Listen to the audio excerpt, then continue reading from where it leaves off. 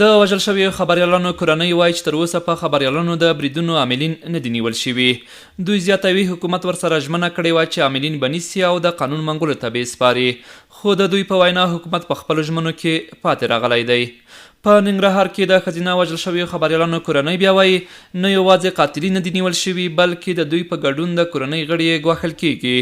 خو دوی یو ځل بیا په حکومت غږ کوي چې د خبریالانو قاتلین دې ونیسي او د قانون منګولو ته دې وسپاري. زموږ د قضیې په اړه والي صاحب په دویمه ورځ په خپله فیسبوک پاڼه ولیکل چې موږ د ملالې 2 دانې قاتلین نیولي دي، خو د ملالې د قاتلینو په اړه زما په شمول هیڅ رسنۍ نه پوهېږي، هیڅوک نه پوهېږي چې د ملالې قاتلین اوس چیرته دي، څوک دي، چا ونیول او د دوی قضیه تر کوم ځایه پورې رسېدلې ده. ژمنې دي صرف تر ژمنو پورې غندل کېږو، زموږ وینې صرف غندي چې مونږ دغه باندې خپه یو ستاسو غندو. دا تر غندلو پورې زمونږ یې نه پاتې ده چې په ځمکه وغورځېږي او دغه خلک یې صرف وغندي.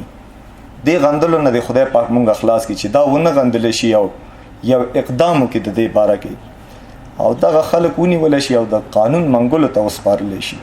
خپله رئیس جمهور د یو نوم ورځ مخکې واده وکړله، سند راکړې، مثلا هغه پیسې اعلان کړې چې په دې به ورته کول وکړو، هغه موږ ته نه دي راغلي. خبریالان هم په هیواد کې روان ناوړه امنیتي وضعیت اندېښمن کړي دي او وایي چې د چارې ژوند له ګواښ سره مخ کړی دی. دوی د جنګ له ښکېلو لورو څخه غواړي چې د دوی ژوند ته دې پام وکړي. د آزادو خبریالانو د ملاتړ اداره یعنی هم حکومت په بې پروایۍ تورنوي او وایي چې حکومت له کړو ژمنو سره سره د خبریالانو ژوند ته پام نه کوي او نه تر اوسه د وژل شویو خبریالانو عاملین نیولي.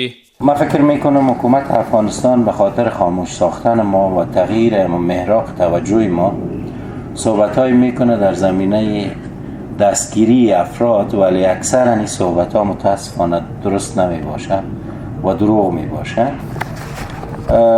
ما در نهایت هدف ما این بود که امروز همو احساسات واقعی یک پدر و یک برادر اینجا از طریق رسانه ها به گوش دوستایی که در ارک ششتن، در سپیدار ششتن، در سارنوالی ششتن، در قضا ششتن، در پلیس ششتن، در استخبارات ششتن، با اونا برسانیم که بیاین ببینین که مردم دلشان چقدر داغ داره.